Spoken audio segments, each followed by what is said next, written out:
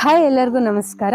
ನಾವು ಪ್ರತಿ ವಿಡಿಯೋದಲ್ಲಿ ನೋಡ್ತಾ ಇದ್ದಂಗೆ ಓಪನಿಂಗ್ಸ್ ಎಲ್ಲೆಲ್ಲಿದೆ, ಯಾವ್ಯಾವ ಡಿಪಾರ್ಟ್ಮೆಂಟ್ ಅಲ್ಲಿ ಇದೆ ಅನ್ನೋದನ್ನ ತಿಳ್ಕೊತಾ ಇದ್ವಿ. ಅದೇ ರೀತಿ ಇವತ್ತು ಕೂಡ ಈ ವಿಡಿಯೋದಲ್ಲಿ ಒಂದು ಡಿಪಾರ್ಟ್ಮೆಂಟ್ ಅಲ್ಲಿರೋ ಓಪನಿಂಗ್ ಬಗ್ಗೆ ನಾನು ನಿಮಗೆ ತಿಳಿಸ್ಕೊಡ್ತಾ ಇದ್ದೀನಿ.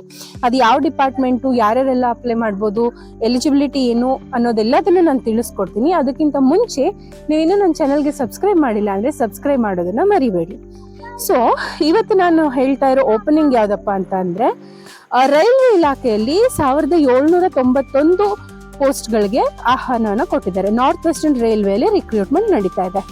ಇದು ಏನಪ್ಪ ರಿಕ್ರೂಟ್ಮೆಂಟು, ಯಾವಾಗಿಂದ ಸ್ಟಾರ್ಟ್ ಆಗಿದ್ದೆ, ನೀವು ಯಾವಾಗ ಅಪ್ಲೈ ಮಾಡ್ಬೋದು, ಏನೇನು ಪೋಸ್ಟ್ಗೆ ಅಂತ ನಾನು ಈಗ ಹೇಳ್ತೀನಿ. ಡಿಪಾರ್ಟ್ಮೆಂಟ್ ಯಾವುದು ಅಂತ ಗೊತ್ತಾಯ್ತಲ್ಲ, ನಾರ್ತ್ ವೆಸ್ಟರ್ನ್ ರೈಲ್ವೆಯಲ್ಲಿ ರಿಕ್ರೂಟ್ಮೆಂಟ್ ಆಗ್ತಾ ಇದೆ. ಟೋಟಲ್ ಬಂದ್ಬಿಟ್ಟು 1791 ಪೋಸ್ಟ್ಗಳಿಗೆ ಓಪನಿಂಗ್ ಇದೆ. ಸೊ ಇದು ಯಾವ ಪೋಸ್ಟ್ ಅಂತ ಅಂದ್ರೆ ಅಪ್ರೆಂಟಿಸ್ಶಿಪ್ ಪೋಸ್ಟ್ಗೆ ಕಾಲ್ ಮಾಡಿದ್ದಾರೆ. So through all over India ನೀವು ಇದನ್ನ ಅಪ್ಲೈ ಮಾಡಬಹುದು. ಇದು ಹೇಗೆ ಅರ್ಜಿ ಹಾಕ್ಬೇಕು ಅಂತ ಅಂದ್ರೆ ಥ್ರೂ ಆನ್ಲೈನ್ ಮತ್ತೆ ಆಫ್ಲೈನ್ ಎರಡೂ ರೀತಿಯಲ್ಲಿ ಅರ್ಜಿನ ಆಹ್ವಾನ ಮಾಡಿದ್ದಾರೆ, ತಗೋತಾ ಇದ್ದಾರೆ. ನೀವು ಹೇಗ್ ಬೇಕಾದ್ರೂ ಅಪ್ಲೈ ಮಾಡ್ಕೋಬಹುದು. ಇದಕ್ಕೆ ವಿದ್ಯಾರ್ಹತೆ ಏನಿರ್ಬೇಕು ಅಂತ ಅಂದ್ರೆ, ನಿಮ್ದು ಮಿನಿಮಮ್ ಅಂದ್ರೆ ಈಗ ಸ್ಟೇಟ್ ಇಂದ ರಿಜಿಸ್ಟರ್ ಆಗಿರುವಂತ ಯಾವ್ದೋ ಒಂದು ಯೂನಿವರ್ಸಿಟಿ ಅಥವಾ ಸ್ಕೂಲ್ ಇಂದ 10th ಸ್ಟ್ಯಾಂಡರ್ಡ್ ನ ಪಾಸ್ ಆಗಿರ್ಬೇಕು. ಆಮೇಲೆ ನೀವು ಕನಿಷ್ಠ 50% ಅಂಕದೊಂದಿಗೆ ಪಾಸ್ ಆಗಿರ್ಬೇಕು, ಅಂದ್ರೆ ಮಿನಿಮಮ್ 50% ಇರ್ಬೇಕು ಅಂತ ಹೇಳಿದ್ದಾರೆ. ಸೊ ಇದು ವಿದ್ಯಾರ್ಹತೆ ನಿಮ್ಗೆ ಬೇಕಾಗಿರೋದು. ಇದಕ್ಕೆ ಏಜ್ ಲಿಮಿಟ್ ಕೂಡ ಸ್ಪೆಸಿಫೈ ಮಾಡಿದ್ದಾರೆ. ಅದೇನಪ್ಪಾ ಅಂತ ಅಂದ್ರೆ ಮಿನಿಮಮ್ 15 ವರ್ಷ ಆಗಿರ್ಬೇಕು, ಆಮೇಲೆ ಮ್ಯಾಕ್ಸಿಮಮ್ ಬಂದ್ಬಿಟ್ಟು 24 ವರ್ಷ ಅಷ್ಟೇ. ಸೊ 15 years to 24 years ಆಗಿರ್ಬೇಕು. ಸೊ ಇದಕ್ಕೆ SC/ST ಅಭ್ಯರ್ಥಿಗಳಾಗಿದ್ರೆ 5 ವರ್ಷ ರಿಲ್ಯಾಕ್ಸೇಷನ್ ಹೇಳಿದ್ದಾರೆ. ಆಮೇಲೆ OBC ಅಭ್ಯರ್ಥಿಗಳಾಗಿದ್ರೆ 3 ವರ್ಷ ರಿಲ್ಯಾಕ್ಸೇಷನ್ ಹೇಳಿದ್ದಾರೆ.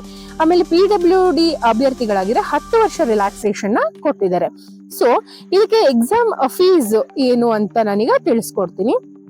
SC/ST ಮಹಿಳಾ ಸದಸ್ಯರಾಗಿದ್ರೆ ನಿಮ್ಗೆ ಯಾವುದೇ ರೀತಿಯಾದ ಶುಲ್ಕ ಇರೋದಿಲ್ಲ. ಅದೇ ಬೇರೆ ಅಭ್ಯರ್ಥಿಗಳಿಗೆ 100 ರೂಪಾಯಿ ಅಪ್ಲಿಕೇಶನ್ ಫೀಸ್ ಅಂತ ತಗೋತಾ ಇದ್ದಾರೆ. ಸೊ ಇದು ಯಾವ್ಯಾವ ರೀತಿಯಲ್ಲಿ ಸೆಲೆಕ್ಟ್ ಮಾಡ್ತಾರೆ ಅಂತ ಅಂದ್ರೆ, ಈಗ ವಿದ್ಯಾರ್ಹತೆಯಲ್ಲಿ ನಿಮ್ದು ಯಾವ್ಯಾವ ತರ ಸ್ಕೋರ್ ಇರುತ್ತೆ ಆ ಒಂದು ಮೆರಿಟ್ ಲಿಸ್ಟ್ ಮೇಲೆ ಸೆಲೆಕ್ಟ್ ಮಾಡ್ತಾರೆ. ಒಂದ್ ವೇಳೆ ನೀವು ಇಬ್ರು ಸೆಲೆಕ್ಟ್ ಆಗಿ ಇಬ್ರದ್ದು ಮೆರಿಟ್ ಲಿಸ್ಟ್ ಸೇಮ್ ಇತ್ತಪ್ಪ ಅಂತ ಅಂದ್ರೆ, ನಿಮ್ಮ ಡೇಟ್ ಆಫ್ ಬರ್ತ್ ಯಾರ್ದು ಹೈಯರ್ ಡೇಟ್ ಆಫ್ ಬರ್ತ್ ಇರುತ್ತೋ ಅವ್ರನ್ನ ಸೆಲೆಕ್ಟ್ ಮಾಡ್ಕೋತಾರೆ. ಈಗ ನಾನು ತಡ ಮಾಡಿದೆ, ಇದು ಸಲ್ಲಿಸೋದಕ್ಕೆ ಈ ಒಂದು ಅಪ್ಲಿಕೇಶನ್ ಹಾಕೋದಕ್ಕೆ start date and end date ನ ತಿಳಿಸ್ಬಿಡ್ತೀನಿ. ಇದು ಬಂದ್ಬಿಟ್ಟು 10ನೇ ತಾರೀಕು ನವೆಂಬರ್ ಇಂದ ಸ್ಟಾರ್ಟ್ ಆಗಿದೆ. 10ನೇ ತಾರೀಕು ಡಿಸೆಂಬರ್ ತನಕ ನೀವು ಅಪ್ಲೈ ಮಾಡ್ಕೋಬಹುದು. ಈ ಒಂದು ಅಫಿಷಿಯಲ್ ವೆಬ್ಸೈಟ್ ನ ಮತ್ತೆ ಅಫಿಷಿಯಲ್ ನೋಟಿಫಿಕೇಶನ್ ನಾನು ಡಿಸ್ಕ್ರಿಪ್ಷನ್ ಅಲ್ಲಿ ಮೆನ್ಷನ್ ಮಾಡಿರ್ತೀನಿ. ಅದನ್ನ ಓಪನ್ ಮಾಡ್ಕೊಂಡ್ಬಿಟ್ಟು ಒಂದ್ಸತಿ ಚೆಕ್ ಮಾಡ್ಕೋಬೇಕು ಅಂತ ಹೇಳ್ತೀನಿ. ಇದಿಷ್ಟು ಈ ಒಂದು ಉದ್ಯೋಗದ ಬಗ್ಗೆ ಇದ್ದಂತ ಇನ್ಫಾರ್ಮೇಶನ್. ನಿಮ್ಗೆ ಈ ವಿಡಿಯೋ ಇಷ್ಟ ಆಗಿದ್ರೆ ದಯವಿಟ್ಟು ಒಂದು ಲೈಕ್ ನ ಮಾಡಿ, ಹಾಗೆ ಸಬ್ಸ್ಕ್ರೈಬ್ ಮಾಡ್ಕೊಳ್ಳೋದನ್ನ ಮರಿಬೇಡಿ. Thank you.